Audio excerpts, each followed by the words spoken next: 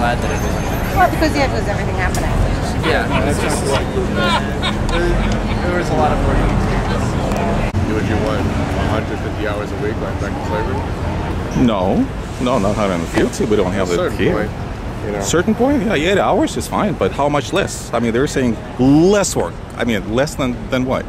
Than what do we have now? Probably. Like what? No work at all? No one says that. But what's I think less it's work? What's the definition? Redefining work. Like you can shorten the work, we can employ more people. For starters. Lessen the number of hours. Yeah. And who's to determine that? And pay more. You can hire a very accurate survey of it. Yeah, but I mean, one thing is what we as workers want, another thing what the employers want. And the consumer wants. Well, which is basically another role for both of them, right? Consumer wants everything for free, obviously. We like to get things for free, of course. But do we live? I mean, this guy. Let me ask you the question: what's compost capitalism supposed to mean? I'm really kind of curious about that. I mean, maybe that jives in with this, work class kind of thing. This is kind of the discussion that we're having here. I could call it. It might be, poetic sloganeering. Think about whose definition you're using, right? No, but the compost. Are you using Mises' definition? Are you using Keynes' definition? Are you using Marx's definition? But it doesn't. When compost capitalism means, the way I read it is like no capitalism. Capitalism is bad. Is this kind of the underlying thing over here? Compost? I did not make the sign, so I cannot speak for the artist. But the artist. What I think. Sorry. It's okay. But the sign maker, that'd be more appropriate. Composting is when you take dead stuff and you make it into something fertile. So if you could do that with the system that's here. Okay, I see what you mean. Like before capitalism, right? Or just make it into something that works. And the capitalism doesn't, you think? And the capitalism doesn't work, you think? Certainly not this form. An unrestricted form of capitalism, right? You mean like free market? Yeah, I'm for free market. Well, how free is it? Like Somalia free? Well, no. That's as free as it gets. No. With fewer, more logical, reasonable regulations. I mean, logical, reasonable regulations. You're using the pretext of what we consider capitalism in the United States, right? That there's always a government. They enforce fraud. They enforce building facilities that private people can't afford, like roads and bridges. But other than that, government will stay out of the way of people, right? Well, the government, the job number one of the government to start with is protecting its own citizens. And then protect them from other citizens, army. Proting from enemies. Infrastructure that's too expensive for private citizens, right? Well, when we talk about the prices, the price depends on supply and demand. I mean, these are the fundamentals of capitalism, right? What happens when you have too much supply? When you have too much supply? Overproduction, like in 1922. What happens? Overproduction, what happens? To me, I don't see capitalism works very well in an environment of natural scarcity. And in order for it to preserve itself through the mechanisms of the benefits of the system, by having more efficiency, producing new innovations, technology, eventually you produce products more than people desire them. So you had to have people like Walter Lippmann and Edward Bernays to manufacture the consent of people to get them to consume more. That's why Americans before the 1920s they endorsed thrift. Thrift was very popular in the United States. But then you transform the United States into a consumer economy, and when you merge us with Western Europe, and then now after the Berlin Wall fell, now with the rest of Europe and the bamboo curtain fell, China and all them, American consumerism is pretty much driving the new global economy. Okay, so that benefits everybody, no? To an extent, it's temporary. It's kind of like the way I see it is that capitalism is good for growth. It's not good for sustainability because you can't have infinite growth on a finite planet. How long has capitalism been in existence? 200 years. What's that? Just over 200 years. 200 years. So how long are there successful systems being in existence? And what happened to them? Slavery lasted for millennials. I mean, if you're arguing that. Okay, well, I mean... does that mean they're better? No, slavery is no better, but let's say the recent world, they failed before the United States. No, but I'm talking. Well, let's say in recent history. I mean, what are other alternatives? You can't narrow. Of course you can. Narrow the glass. It's kind of like if I'm looking at the field. Yeah, use an hourglass on one ant and say the ants everywhere. How can you talk about the capitalism in the period when capitalism doesn't exist. So let's talk about the past 200 years. Well, I mean, the number that I thought you were comparing systems on. Yeah. I mean, Well, capitalism. okay, well, slavery lasted a lot longer. In fact, the longest regime in history Yeah. is feudal, monarchy, slavery. Yeah, but I'm talking about successful. I mean, the ones that They are were quite successful. Some of them still exist today. are they successful? As successful as capitalism? Saudi Arabia, Qatar, those are dictatorships, and they have higher GDPs than us. Per capita. But GDP. We're talking You know about how this. much GDP per capita Qatar has right now? Yeah, I know. They're about. Do you? Yes, I do. There are about 10 countries that have higher GDP per capita than the United Well, States. the United States GDP per capita is like $48,000. Yeah, roughly. yeah, give or roughly. take. Correct. It changes Yes, everything. yes. Qatar has just peaked over 100K. Yeah, I And the only understand. country that can compete I with that is understand. Liechtenstein. No, I understand. Liechtenstein, I agree with you. I know the numbers. So yeah. what does that say then? Because It doesn't- Qatar it- has a dictatorship. Yes, but I guess this Not is really not a free market because there are companies. No. But did I say that it's a successful system? I mean, we take. How do you define success then? What's that? How do you define success? Well, define success not only in economic terms but also in political terms, in terms of freedoms, for instance. Okay, so there's an extent where you sacrifice some economic development for liberty, right? I guess they can go hand in hand. No. They But can sometimes and they they don't. do. Often they don't. No, often they do. In fact, they always do. Because when you look at Always? Qatar, remove oil from Qatar, what's going to happen of it? Or Kuwait, what's going to happen of They it? have a booming real estate market like Dubai. Actually, Qatar, I don't know if you know about it, they're the soft power of the region. Al Jazeera is based in Qatar. Yeah, so what? Finance is based in Qatar. Yeah, fine, but real estate is based in but Qatar. where do- it is a tourist resort now with billions of dollars coming in every year. Okay, so you're it's right. A majority is fueled by oil, but they're redesigning their economy because they know it's not going to last forever. making more capitalist. Okay, fine. They're diversifying, making It more depends. capitalist. If it's privatized, then maybe you can make that argument. But it won't be capitalism because isn't your statement that government has to be weak? Limited? The government absolutely has to be limited. Well, yeah, the government yeah. Qatar isn't getting weak. No, It won't. no, it's not. No, it's not. But again, Actually, that's crony capitalism, isn't it?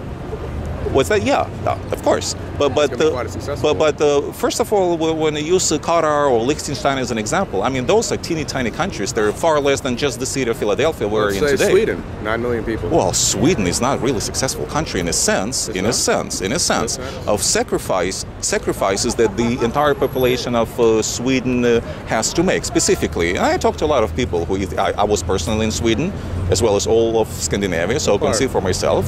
Stockholm and all the rural areas. Stockholm, Uppsala. Then I went to north. You want to get a good Norway? shot? Take a shot of what? Like the chief over there, the guy in the suit reading one of the Know Your Rights pamphlets. Do I? See the guy reading? Okay, The guy in the so suit with that cap. okay. Yeah, You know your rights. I hope you do. like They come in useful sometimes. But as far as Sweden is concerned, we are the only country in the world. Sweden or United States? The United States. Okay. We are the only country. I'll get to Sweden in a second. The only country in the world that does not have value-added tax. And you know how insidious, Well, not the only country, only developed the country, only. right? OECD countries. Well, I would say I don't think Somalia has a VAT tax. who? Somalia, Congo. Well, I Zaire. mean, I'm talking. Okay, that's what I'm saying. Okay, You're I'll talking about correct myself. OECD countries. Let's say more or less developed countries, because even the Latin American countries, all of them have VAT. Yeah. All of them. So, and you know how insidious. Even like in Venezuela too. Yeah, Everyone does it. yeah, Brazil. everyone does. Exactly. So excluding, well, essentially non-governments, because Somalia is essentially non-country, non-government. Well, Congo doesn't have it either. Well, I mean, again, I'm talking about more or less European, Western countries. most of them. Developed. Okay. Most developed. of them. Okay, get to your point. Developed countries. So the Scandinavian countries have the largest VAT of any country in the world. Taxes are extremely high. 25%. 49% everything else. Right. Now, and the problem with VAT is that, I mean, people are bitching about the taxes over here in this country, and we have two types of taxes. Well, tax on consumption, we isn't have sales taxes, of course, and we have income taxes when we talk about the individuals, not the corporations. So, and 50% of Americans pay exactly zero taxes. They still pay sales taxes, that's true. But when you think 47%. well, I round it off, 47, Okay. 48. Well, why don't 50% pay taxes though? Because some people don't even have that. Well, because their salary is below the sort of taxable Who level. created that? You see, before 1980, everybody did pay taxes. Well, There was a new tax system which Reagan created to reward people who got jobs. So after the threshold of $45,000 and below, you do get money back. Okay? Right. That was established in the 80s. Okay. So before that, everybody did pay taxes. Yeah, yes. Yeah. Well, And it's I mean, not that, when you say that, it's not that half the people don't really pay taxes. In fact, that's the hardest thing to avoid in your life, unless you're going to live in the woods. well, okay, look, let's talk about pay sales percentages. tax, payroll tax, Sales, property fine, tax. fine. But here's the point I'm trying to make. Income tax. No, the point I'm trying to make is that when it comes to value-added tax, Okay. it's unavoidable. Meaning, every single living person in Scandinavia pays at least 25% on everything that they buy. So that way, their so-called welfare system essentially penalizes everybody because everybody pays 25% at least. And of course, this is, I have my own business. I know that the business-to-business transactions, when it comes to businesses, they're not taxable. Only the final consumer pays the taxes. So in other words, if let's say I buy... Technically, you do pay taxes. You just put the cost on the consumer. No, we don't. No, we don't. You don't pay taxes? No, we don't. Really? Business Yes. people don't pay sales tax? No, no. Well, when let's say we buy, for instance, to make furniture, when you buy wood from the lumber yard, you don't pay taxes on that. Okay, what I'm trying to say is, what about like a retail? That's when the final consumer comes into play. And it's the final consumer who pays the taxes. Not pays, but collects. I mean, obviously the retailers, and that's the final point where the taxes are being paid, as opposed to all the business-to-business transactions. So this way, the consumer pays only one tax, and that the sales tax that varies. You know, and we in New York, I'm from New York, we have, I guess, the highest in the country. What is that? Close to 9%. 9% on 9%. top of nothing. It's just a On top figure. of nothing, right? I mean, the sales tax. So, but in Sweden, I'm from Louisiana. We have, I think 9%. 9%? Okay, well, maybe also one of the highest. Because I know in New Jersey, which is right across the river, it's like 3%. Well, Louisiana's a little messed up right now. Also, you pay no taxes With our governor doing austerity measures at the meantime, Bobby Jindal. Yeah, I know And him. he's trying to set himself up for president on the Right. backs of Louisianians. So the food products, they're not taxable, at least in New York City. Then the footwear under $100 are not taxable at all. But in Scandinavia, every single thing you have to pay 25% of taxes, and everybody pays that. But it's actually more than 25%. And here's the reason why. If, let's say, getting back to this example of furniture, if I buy wood from lumberyard, in Sweden, in Scandinavia, you have to pay 25%. So right there, the cost of my furniture is going to be 25% higher. I mean, you can assume some percentage points, but you do have to pay 25%. So then you sell to the store, another 25%. And then the customer buys the product, another 25%. So the so-called Swedish Scandinavian paradise isn't really paradise that much because that's... Well, no one uses the word paradise. At least I don't. Yeah, but a lot of people they use... This is my question. Sure. Though. When it comes to, like, you clearly don't like the Swedish model. No. Who has higher poverty, Sweden or the United States? It depends on I would say Sweden, and here's the reason why. First of all, we define poverty? yeah. I mean, if you define, it's almost time for me to go. When you define, I was enjoying this. Are you going to be here tomorrow? no, I'm going back home tonight. But let me finish, the conversation before I leave. So when how many Swedes have, let's say, air conditioning in their homes? I mean, it's cold. They're lucky. But assuming That's a big difference, buddy. You might want to do something how many Swedes drive cars with automatic transmission? And speaking of gas, by the way, because they might have better public transportation than us. listen, if everybody, in Baton Rouge, dude, in Baton Rouge, Yes. nobody uses public transportation because it sucks. It's tiny, it's underfunded, and we just had a cat tax to pay for it. The only way you can get around Baton Rouge is by car. Now, if I had a nice public transportation system that was always readily available, why would I ever even use it? Sweden is a relatively large country. It's a relatively large country, and it's sparsely populated. Yes, Stockholm is more the capital, but the rest of the country like crisscross Sweden. So I've seen how it is. So when it comes to public transportation in most areas, You don't have any? well, probably not. So you have to have a car. So how many people? How much do they have to pay for the car? I remember when I was driven to the airport, and you can hardly say real American cars, not American models of the manufacturers in Europe, but American cars. And Why remember, would they buy how much Swedish cars? I remember when I was in Finland. I mean, Sweden produces cars, but other countries don't. So I remember when I was in Finland, and the guy was driving me in a van in America. I mean, real American van, the ones that are sold over here. The one that would cost here probably $30,000-$40,000. I asked him, how much did he pay for the van?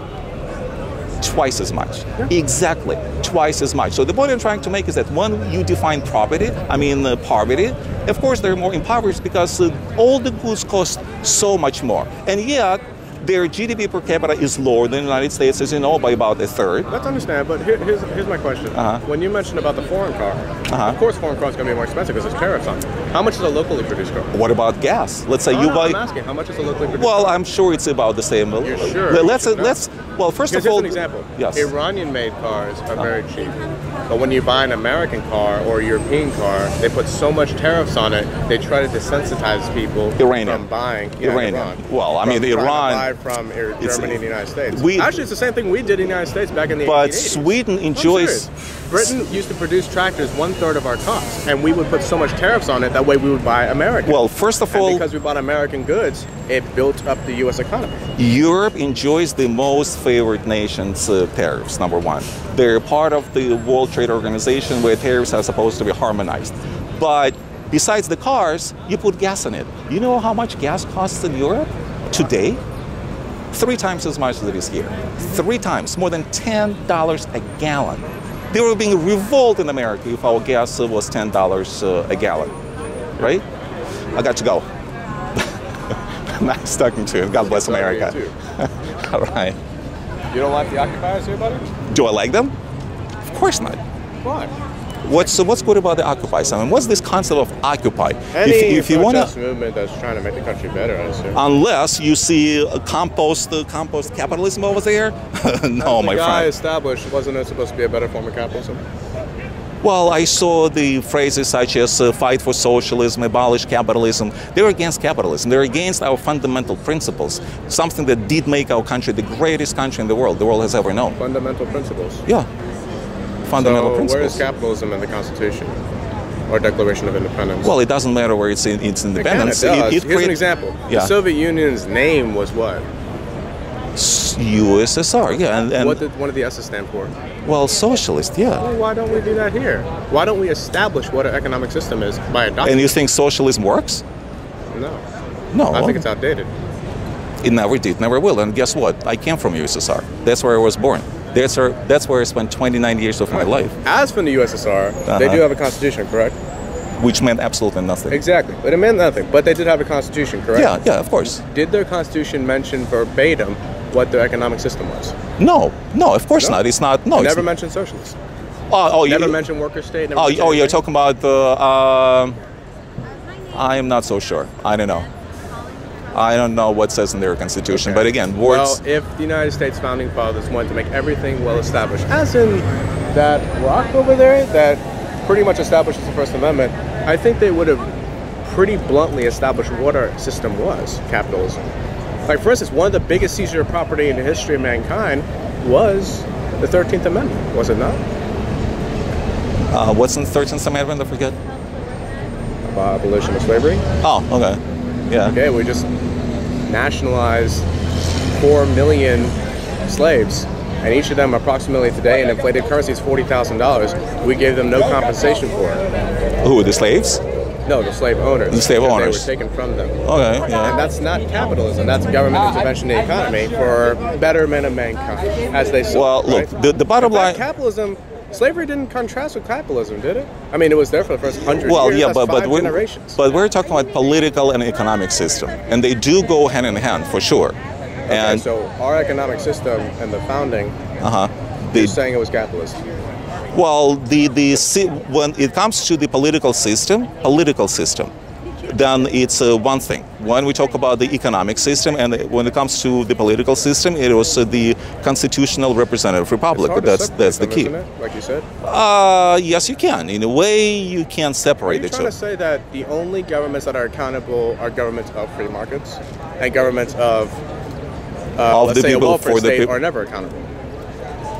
Well, I wish I could continue this discussion, but I got to go. I'd love to continue that. Okay, well, as I recall, the welfare state of Britain is quite a democracy. Yes, it is, I recall. but we're not a democracy. Thank God. We're a representative republic. And So speaking of, Jeffersonian democracy, Jacksonian democracy means nothing well, to you? the founding fathers, and I quoted earlier Well, before. one of them is Thomas Jefferson, wasn't it?